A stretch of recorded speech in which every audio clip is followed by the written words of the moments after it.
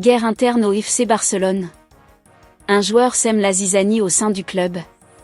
Ferran Torres, tantôt adoré par Hansi Flick et le vestiaire, tantôt poussé vers la sortie par Deco et certains supporters. La décision est si clivante qu'elle pourrait même servir de monnaie d'échange dans un transfert XXL. Pendant ce temps, une ancienne piste abandonnée refait surface et propose ses services. Gratuitement. Bernardo Silva, libre après son départ de Manchester City, a déjà dit oui au Barça. Mais pourquoi le club catalan hésite-t-il encore ? Enfin, un gamin brésilien de 19 ans pourrait devenir le patron de la défense, et il ne coûterait que 15 millions. 1,97 m, pied gauche, déjà comparé à Dean Huijsen. Le Barça tient-il sa pépite pour l'avenir ? Likez, abonnez-vous, et découvrez ces dossiers brûlants en exclusivité.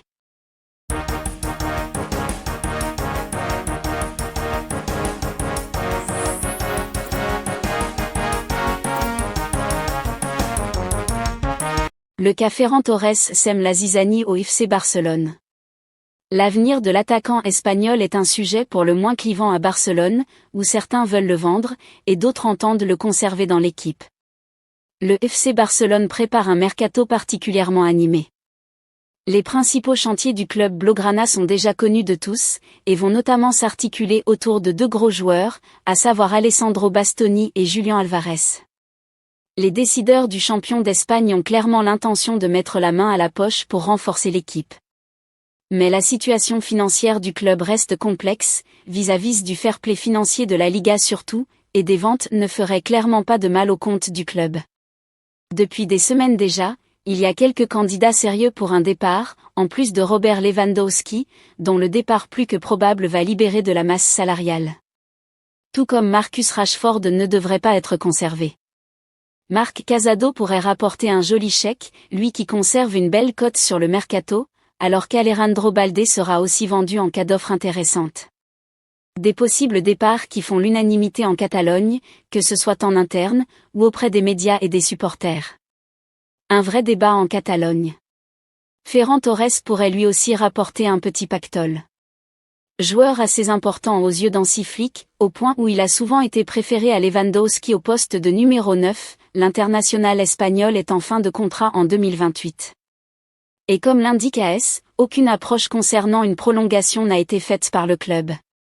Le média précise même que Deco, le directeur sportif, ne serait pas forcément fan du joueur, recruté par son prédécesseur Matteo Almani.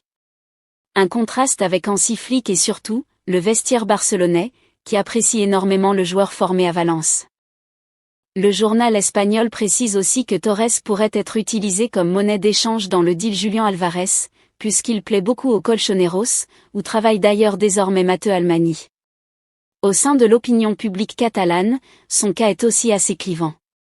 Certains estiment qu'il est un joueur très utile dans l'effectif, et c'est un joueur qui, en plus de ça, n'a jamais posé le moindre problème.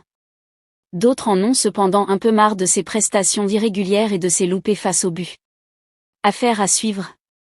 Une ancienne piste abandonnée du FC Barcelone se propose pour 0 €.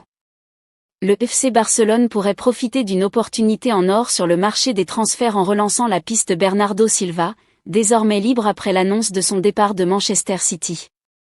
La fin de saison du FC Barcelone s'écrit désormais loin des projecteurs européens. Éliminés de la Ligue des Champions après une double confrontation mouvementée face à l'Atlético de Madrid, les Blaugrana ont vu leur principal objectif s'envoler, laissant place à une réalité plus terre à terre, mais tout aussi cruciale. La Liga reste à portée de main et représente désormais le dernier grand défi d'un exercice marqué par des hauts et des bas. Actuellement en tête du championnat avec 9 points d'avance, les troupes de Hansi Flick ont la 29e Liga de l'histoire du club au bout des doigts. Sur le terrain, les joueurs tentent de maintenir la pression jusqu'au bout, tandis qu'en coulisses, l'agitation est déjà palpable. Car à Barcelone, chaque fin de saison est aussi le point de départ d'une autre bataille, celle du mercato estival avec, en toile de fond, les éternelles enveloppes maigres à dépenser sur le marché. Dans les étages du club catalan, la réflexion est déjà bien avancée. Les dirigeants analysent les manques observés au fil de la saison, évaluent les performances individuelles et cherchent des solutions pour franchir un cap. La contrainte financière reste omniprésente, obligeant le Barça à redoubler d'ingéniosité. Certains dossiers s'annoncent déjà bien chauds à gérer, dont la situation de Marcus Rashford. C'est dans ce contexte que certaines pistes oubliées refont surface, comme des dossiers laissés en suspens faute de moyens ou de timing favorable. Le marché des joueurs en fin de contrat attire particulièrement l'attention, offrant des opportunités rares de recruter des talents confirmés sans indemnité de transfert. Une stratégie qui pourrait permettre au club de rester compétitif tout en maîtrisant ses dépenses. Un mariage enfin possible ? Parmi ces pistes, un nom revient avec insistance et réveille des souvenirs récents chez les supporters catalans, celui de Bernardo Silva. Le milieu offensif portugais, pilier de Manchester City depuis 2017, s'apprête à tourner une page majeure de sa carrière. Après 9 années couronnées de succès sous les ordres de Pep Guardiola, le joueur de 31 ans a officialisé son départ à l'issue de son contrat. Une annonce attendue depuis plusieurs mois mais qui change radicalement la donne pour ses prétendants.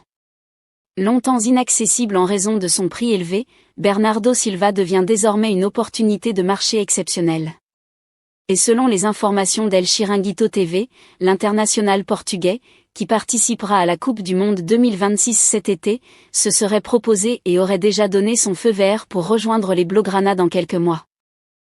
Le Barça, qui avait déjà tenté sa chance par le passé sans parvenir à conclure, pourrait bien revenir à la charge avec des arguments renforcés.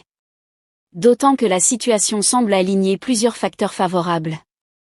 Le joueur souhaiterait rester au plus haut niveau européen et serait sensible à l'idée de rejoindre la Catalogne, où des attaches familiales pourraient faciliter son intégration. Son profil, mêlant créativité, intelligence de jeu et expérience du très haut niveau, correspond parfaitement à l'ADN barcelonais, comme le rappelle Mundo Deportivo. Reste toutefois une interrogation majeure pour le club, celle de la priorité sportive. En effet, toujours selon la presse catalane, le secteur offensif et créatif est déjà bien fourni, et les dirigeants devront trancher entre saisir cette opportunité rare ou concentrer leurs ressources sur d'autres postes jugés plus urgents. Une décision stratégique qui pourrait façonner le visage du Barça version 2027.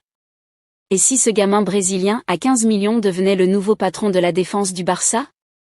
Il mesure 1,97 mètres, n'a que 19 ans, et pourrait bien devenir l'une des signatures les plus intelligentes de l'histoire récente du FC Barcelone.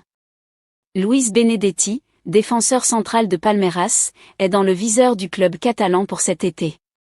Un dossier discret, financièrement maîtrisé, mais stratégiquement lourd de sens pour l'avenir de la charnière blaugrana. Qui est Luis Benedetti ? Luis Gustavo Roncolta Benedetti n'est pas encore un nom familier pour le grand public européen. Mais dans les cercles du recrutement sud-américain, le profil fait déjà l'unanimité. Défenseur central brésilien de 19 ans, international U20, déjà intégré à l'effectif professionnel de Palmeiras, il coche pratiquement toutes les cases du défenseur moderne, grand gabarit, leadership naturel, solidité aérienne, bonne relance et pied gauche.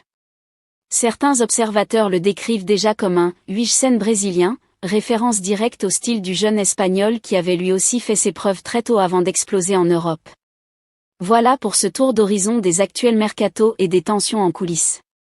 Si vous avez aimé cette vidéo, pensez à vous abonner et à activer la cloche pour ne rien rater des prochaines infos.